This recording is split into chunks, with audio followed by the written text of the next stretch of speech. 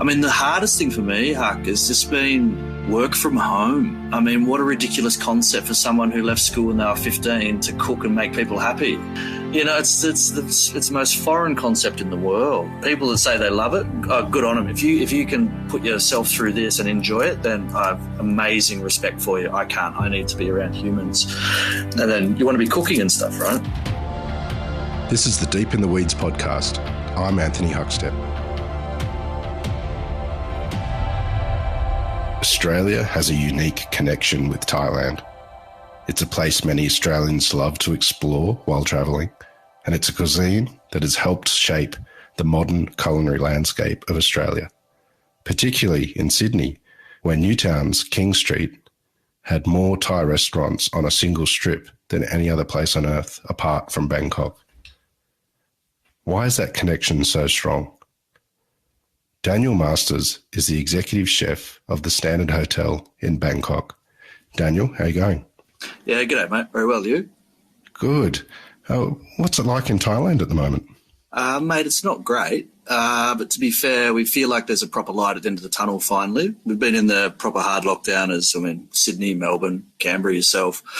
Most of the world's been, we've been in ours, this is our third one, which we've been in since April the 19th. There's been some really positive news the last couple of days that there'll hopefully be some restrictions lifting in the coming week. So we're all just really waiting on that, to be honest. What sort of impact has it had on what you do? Mate, it's been massive. I mean, I got to Bangkok November 2019, so I had 3 months of Bangkok as it's meant to be enjoyed before COVID first sort of hit. And Thailand, as everyone knows, was the first country out of China to record a COVID case. It handled the first bit really, really well. I mean, and it was sort of seen as a beacon in the world as how to do it. Then the third wave hit, and it's been really, really hard. I came over here originally working at the Waldorf Astoria, and then got the opportunity to move over to the Standard, which sort of was quite serendipitous, if you will. And so I got the opportunity to do that, and really took it and have jumped at that. We're in pre-opening at the moment, so we're not as affected as a lot of places have been, but it's all about how we're going to bounce back once they start reopening the borders and stuff. What lured you to Thailand in the first place? Mate, I've been in Perth for 9 years working with Neil at Rockpool, a bar and grill, which was an amazing opportunity. I mean, I love Neil. I've worked for him all up in my life for about 12 years, which is just fantastic. He's the world's greatest guy, one of the world's best chefs. He really is. I mean, mate, there's very few people in the world that talk the talk and then walk the walk, you know what I mean? He's an absolute legend of a bloke. And I feel really privileged to have spent the amount of time I did with him. But then it got to the point, I mean, Perth's also a great little country town, which is it's come along really well, right? You know, the restaurant and bar scene there is pretty vibrant, and they're the only ones that don't have to wear masks in Australia at the moment, aren't they? And they can go to the footy and they can go to a restaurant. So they've done something right. And then, so I got the opportunity. We did a Rockpool Bar and Grill pop-up at the Paddock Club, the Singapore Grand Prix a few years ago. And I was chatting to a mate of mine and talking about what's going on. And, I mean, I got to the point after being at Bar and Grill Perth for 9 years that I've been wanting to get into hotels a little bit. And so I got the opportunity at the Waldorf, and I thought, you know what, there's not going to be many better opportunities to walk straight into than that. So I took it. And you said that you got to experience the real Bangkok for a couple of months before COVID hit. What was it that you loved about the energy of that city? Mate, the vibrancy here, you can't put your finger on it. For people who have been here know it and love it. I mean, just the incredible things where you jump on the back of a motorbike to go anywhere, you know, things that you just would not do in Australia. And you get arrested for doing it in Australia. I mean, tearing down a freeway at 100 k's an hour on the back of a motorbike with no helmet on. I mean, I know it doesn't sound all that sustainable or smart, but, hey, it's a lot of fun. Going out and eating the street food vendors that pop up all throughout the night that stay open until really late in the night. You go out drinking, go out hanging out, and then everyone goes and eats together. The bars and all those sorts of places that you just go and hang out. And the restaurant, the food scene here, it's just so different. I mean, growing up in rural New South Wales, you couldn't get much further from Bangkok, to be honest, in every single sense of the term, right? Growing up on a small farm, about an hour south of Taree, to living in like a thriving metropolis of Bangkok, where they say there's 11 million people here, but there's more like 15 million. you know, and just the vibrancy of everything, and everyone's happy, and everyone had. It's like I said, the experience when you live here. At first, it can be a little bit confrontational to live in because it's so full on, but then once you sort of take it on the front foot and you really want to enjoy it and you want to be here, you'd really submerge yourself in it, and it just becomes part of you. It's amazing. You like to leave here now. It's not something I could think of doing. Take us back to the farm in Taree when you were a kid. What was food like for you?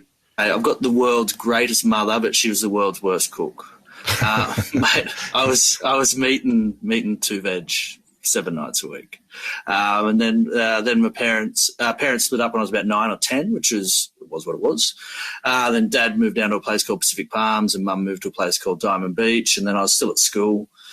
And there's a little restaurant called Beaches that I started washing dishes at when I was about 13 or 14. No, I was about 13, I think, with Graham Kelly, and I was like, oh, well, this is a bit of fun. And I just sort of fell in love with the energy of the kitchen as much as anything, you know. But as for culinary backgrounds growing up, not so much. In the early days with your when you were first coming out of career as a chef, what were the really important sort of moments that helped guide you to become the chef that you are? Oh, mate, I think probably my birthday with my father at Rockpool on George Street, the original, where I sort of after dinner, I was just so blown away, walked up to the pass, and Khan Dennis, Andy Evans and Neil were standing on the pass because that was back in 1996, 97. And I was asked for a job. And Neil's like, what?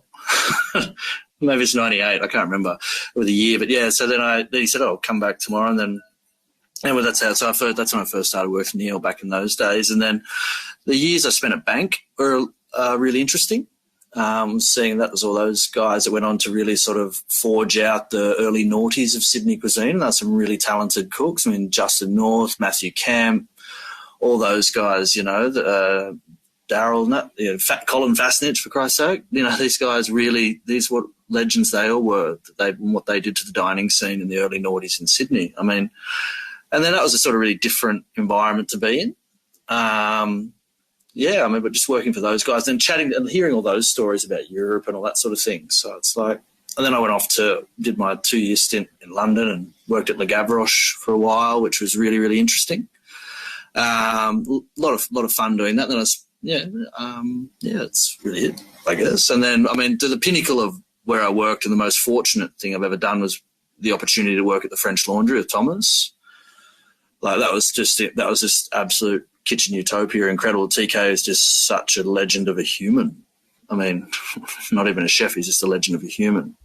Do you have any stories of that time working with Thomas Keller and sort of what influence it had on you? Oh, mate, when you front up there, it's just like, I mean, I was really lucky there was another Antipode in there with Phil Wood, also probably one of Australia's best. Is he young anymore? No, he's not, is he? He's old like me.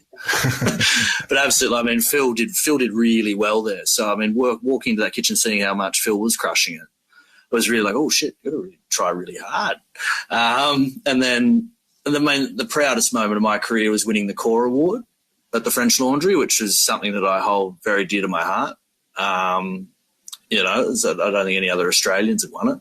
And that was really cool. But you can't just pinpoint one little story. I mean, I was really fortunate. I got to travel quite a bit with TK and do a lot of dinners and events with him, like Pebble Beach Food and Wine and all that sort of stuff, where you're going down there, hanging out with Alain Passard and Danielle Boulard and TK and all these guys, and then cooking with TK and all that sort of stuff. I mean, there's not just one sort of story. But I mean, even playing golf with TK and Corey, you know, my buddy and I, Mark, who was the butcher who'd been at the laundry for about 5 years, and I got there and he stayed there for like another 2 or 3. I mean, the guy's he's nuts. He's 7.5 years at the French Laundry, for Christ's sake.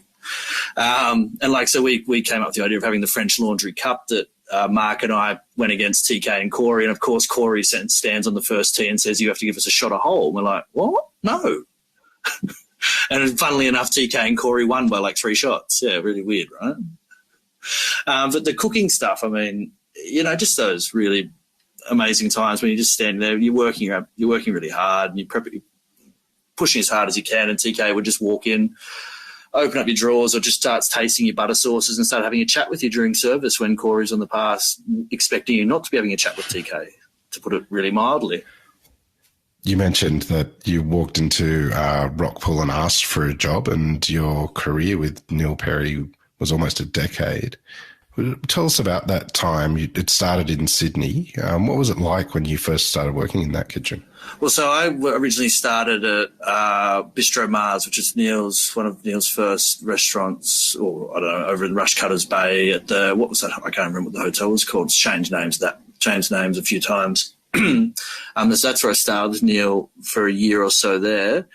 And then it was more the case of, after that I went to Paramount briefly, then Bank, and then I ran into Neil actually at the laundry and we got talking, we're having a chat. And then when I came back, I was back in Sydney. I lived in Sydney and I really loved it in the late 90s. It was a lot of fun. I lived in North Bondi, which was cool. And then I came back from the laundry in end of 2009. And then I was living back literally 2 doors down from our house on Curlew Street. I hated the place.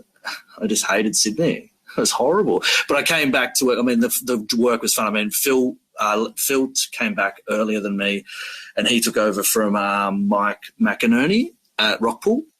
And then so I came back and I was just hanging out with some mates and working in a little restaurant in North Sydney for a little while I was seeing what I wanted to do with Tom Hoff and Brian Villamosa over at Catalonia, which was one of the most fun times I've had cooking in my life.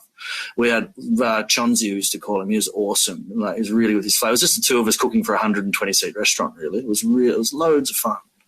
A few beers were drank, a few laughs were had. It was really good. And then Phil got me to come and join him back at Rockpool, which was amazing. It was really, really cool. I remember they had really beautiful services where Phil and I were just cooking away, having fun. And Neil would sit at the larder counter there and we'd have a chat and just cook with it. That was a really, really cool time. And I promised Phil I'd give him 3 years. I gave him 11 months because I was out playing golf with Neil and we got talking about Bar and Grill Perth and the opportunity. And I was like, because I really was hating Sydney. Sorry to say that, all the Sydney siders. I know you love it heaps, but I don't. Sorry. I'm unapologetic, I guess.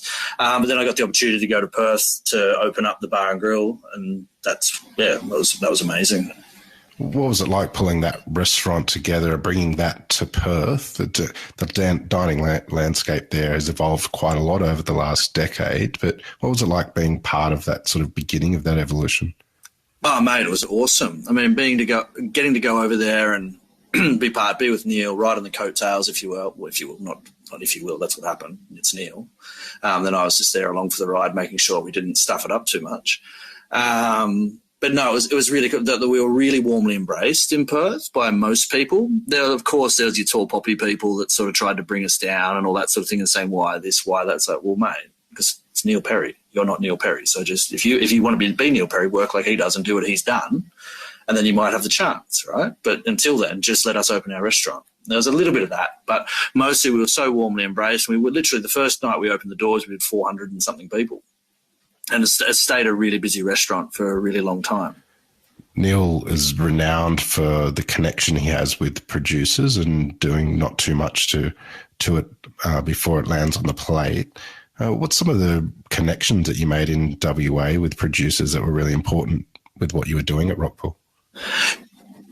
Yeah, that was also something not only from Neil, but which he massively is an absolute champion of it in Australia, which is fantastic. That's also something that was sort of bred into us at the laundry as well, where we'd go out and have to harvest our own Tokyo turnips or harvest our own radishes, and you really get a sense of, one, you've just picked it, so don't overcook it because you have to go and pick it again and you don't have time, and all that sort of thing. They had to come back, and that's what immediately drew me back to go and work with Neil, because it's like, like I said, is one of the only guys that walks the walk and talks the talk. But the market was quite, like, it was quite funny when I was actually doing my training at Bar and Grill Sydney, and I flew over for a weekend to start looking at suppliers and interviewing staff and stuff.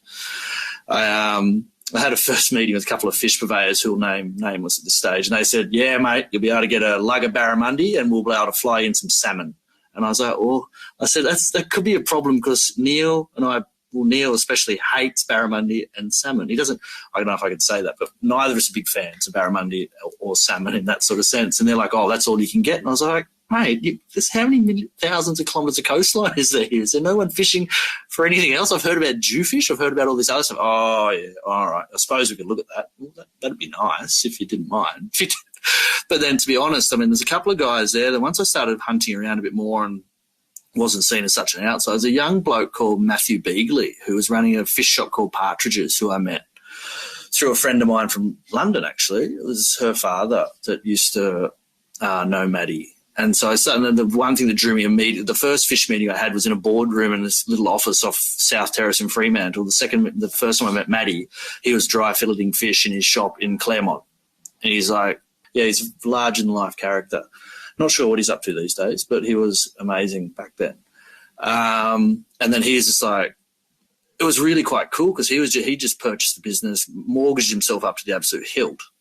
And then he was just like, mate, this is what we need. I need Rockpool. And I was like, great, we need you. And so then he was able to grow with us, which was amazing. The product he was getting, I mean, still to this day, the greatest eating fish cooked in the world is Western Australian coral trout. Oh, so contentious, I know, for so many things and so many people. But, mate, if you can tell me a better roasted piece of fish than coral trout, then I don't believe you, to be honest. So that's when we started getting access to those things. And then, and as people knew that we're opening up and these things, I got approached by a few guys, but like that was in 2010, end of 2010, beginning of 2011, I believe, or was it 09 and 10? Anyway, about 10 years ago. And then so the market was really only just coming to itself. I mean, it was hard to find those little things, but I mean, a lot of guys really championing WA produce that came along not too many years after, like Jed Gerard. I mean, if you want to know anything about WA produce, talk to that bloke. He knows everything. Super nice guy. We did a couple of those delicious tastings together, and he was really, really good, and he really helped bring a lot of these really small producers out. You'd have all this really wacky stuff, like a lady would turn up with like a 2-kilo bag of walnuts and say, oh, these are our walnuts. I was like, oh, great, they're nice. Can I buy? She's like, no, that's all of them. You're like, well, why did you bring me one bag? She's, are they nice? I'm like, yeah, they're good. I said, okay, we'll grow more. All right, good job. All right, see you in a couple of years then. That sort of stuff. I mean, but there's the best suppliers. I mean, work with the guys.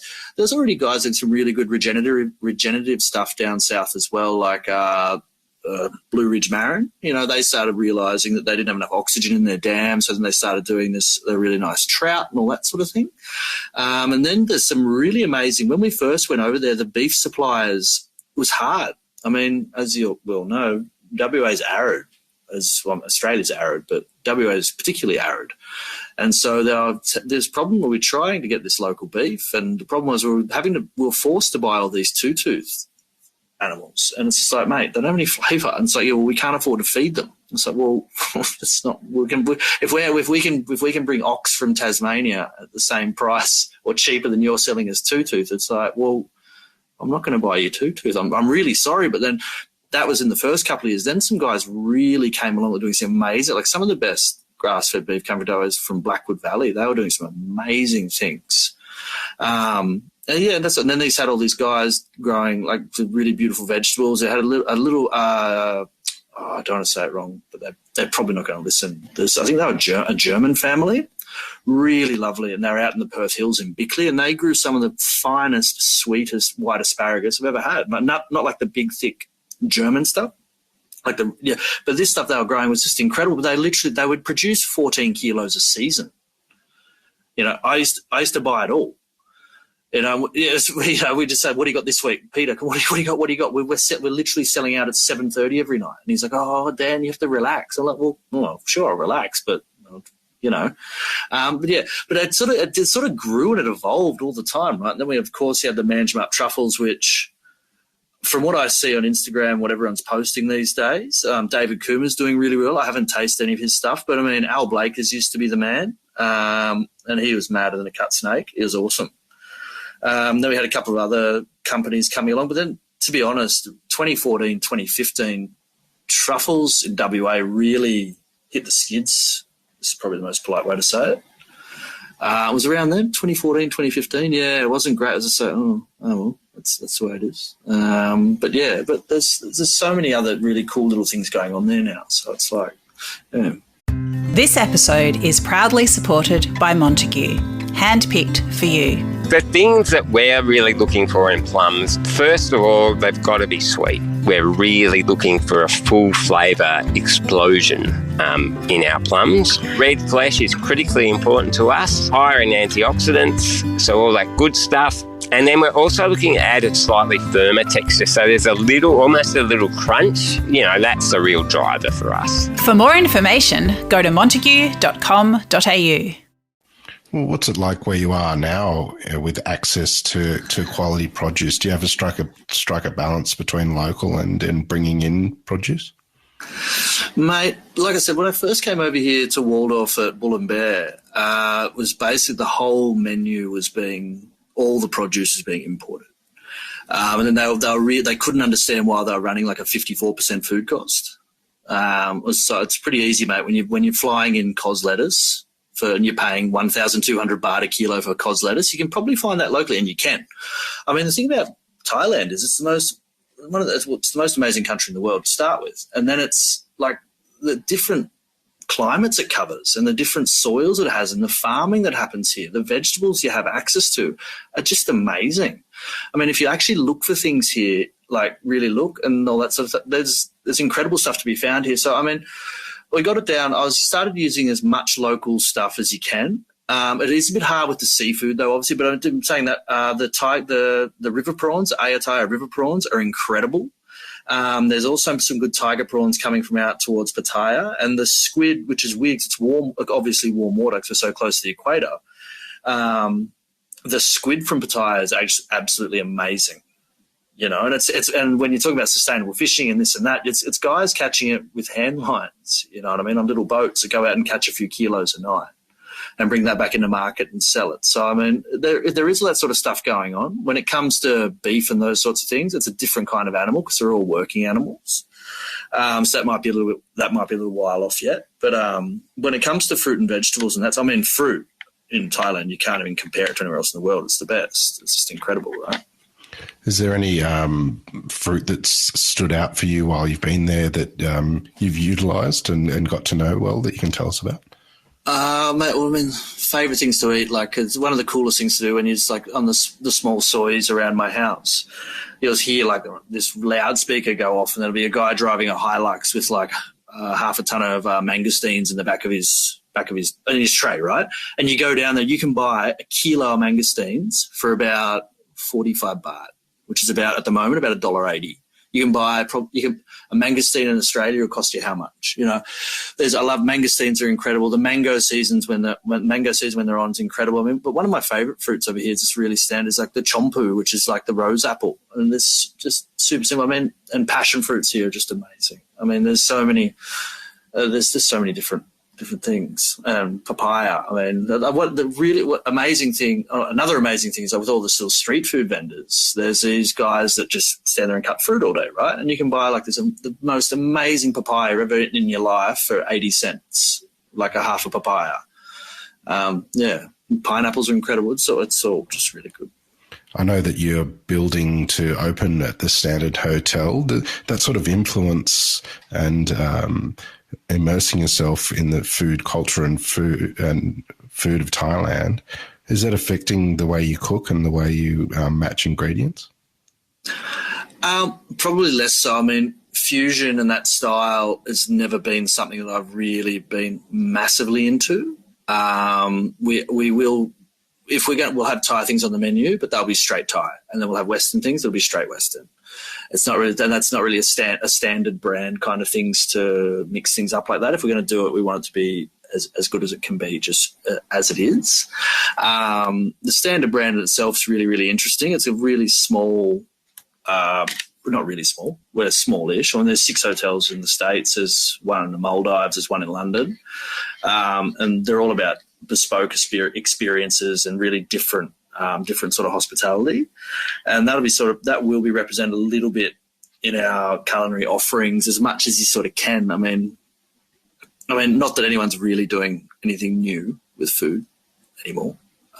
Everyone's just doing the best they can with stuff and making as nice as they can and cooking what they want to cook, which is quite cool, really, when you think about it. You don't have to be always trying to push the envelope just to get just to be cool. So I mean, no, not really. No, that's it. Well, you mentioned what it took to get a good beef program over in WA using local producers, and you mentioned that something like beef in Thailand is probably years off. But are you importing beef from Australia, and what's it like trying to get quality for you to use?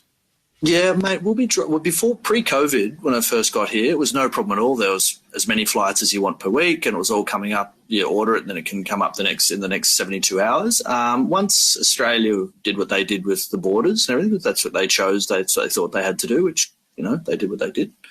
It made it quite hard to get things out, which also is something else you had to sort of work with. But also then it wasn't really a massive problem because there was no tourists in Thailand either, right? So, I mean, your need for product wasn't as, and you don't need to buy a pallet of beef because you don't have any guests because there's no people here.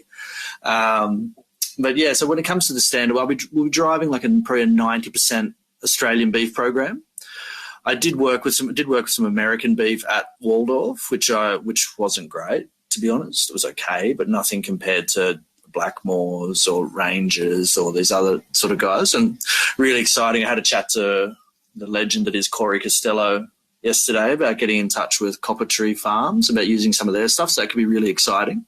Even just trying to use their table butter as well. It's having this a point of difference up here because there's only a few suppliers and they've been bringing in the same stuff for quite some time. So there's quite a few high-end steakhouses here, but they all sort of use the same products. So we're trying to just chat to people about how I can get some different things up here. Despite COVID and the lockdowns, have you been able to get out and explore the Bangkok food scene? Mate, that's one of the probably the saddest things is like the area that I live in. I'm in Sukhumvit area from Sukhumvit Soi 24. This used to be really vibrant. Sukhumvit Soi 22 and 24 were really vibrant for restaurants. Like literally every second shop was a little restaurant. When I cycle around and have a look around, when I go for a cruise around, it's really sad. Almost all those places are gone. It's going to be very interesting to see who's got the confidence to come back and who's willing to have another crack. A lot of the street food vendors are still out there, and you get some amazing stuff on the street, which is really, really cool. But yeah, it's pretty sad, to be honest. It breaks your heart. You mentioned that you don't see yourself leaving Bangkok. What is it that you love about being there?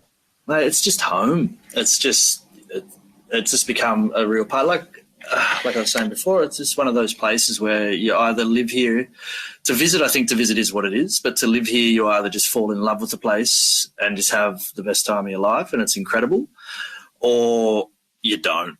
And if you're on that side that does, it's just you get to the point. I mean, look at the guys like Tomo. Tomo's been here forever. I mean, and he I celebrated my 40th birthday at his restaurant Axon. We had a really good chat. And it's just, he's like, what do you find? What do you like the most? And I was like, I don't know. It's just got this sense. It's just this feeling, a sense of community. It's a sense of everything. It's this massive city, and you don't really travel a lot out of your areas because traffic is notoriously bad here. But even just hanging out in your communities and people are happy, and I don't know. It's just home. This really feels like home. You mentioned that some restrictions might ease in the coming weeks, and that you might have an opportunity to open soon. What are you really looking forward to when that arrives? Mate, cooking again. To be honest, just cooking again. I mean, we're opening up. We're the hotel's at the Mahanakhon building, which is really iconic in Bangkok. It's this really cool pixelated looking building, like chunks that have fallen out. It's at Chong Non BTS. It's an incredible looking architectural feat, and it's got the highest rooftop bar, and it's got the level 76 as our highest bar. We've got restaurants on 76, 74, and then down, and they've got some residences in between and the hotels in that as well. So, I mean, I'm just really looking forward to, I mean, the hardest thing for me, Huck, has just been work from home. I mean, what a ridiculous concept for someone who left school when they were 15 to cook and make people happy. Okay, so now you need to sit – I mean, being in an office is one thing, right? Where you're at an office, it's at least I'm sitting there with my DOFB and my F&B manager and the GM's there. We've got our team because we're a team of about 20-odd now. But you still have that human interaction, and then it's like, okay, work from home. And you're like, what? It's like, oh, all right. It's the most foreign concept in the world. I mean, it just makes no sense. I don't know people that say they love it, good on them. If you can put yourself through this and enjoy it, then I have amazing respect for you. I can't. I need to be around humans. And then you want to be cooking and stuff, right? Well, very much looking forward to hearing what you do and maybe even experiencing it in the not-too-distant future as well over at the Standard in Bangkok. Daniel, we've loved having you on Deep in the Weeds today to hear your story. Please keep in touch and we'll catch up again soon. Mate, absolute pleasure. Thanks for your time, Huck. It was great. This is the Deep in the Weeds podcast. I'm Anthony Huckstep. Stay tuned as we take a deep dive into the lives of the incredible people who ply their trade in the food and hospitality sector. Special thanks to executive producer Rob Locke for making this all happen. Follow us on Instagram at Deep in the Weeds Podcast or email us at podcast@deepintheweeds.com.au. Stay safe and be well.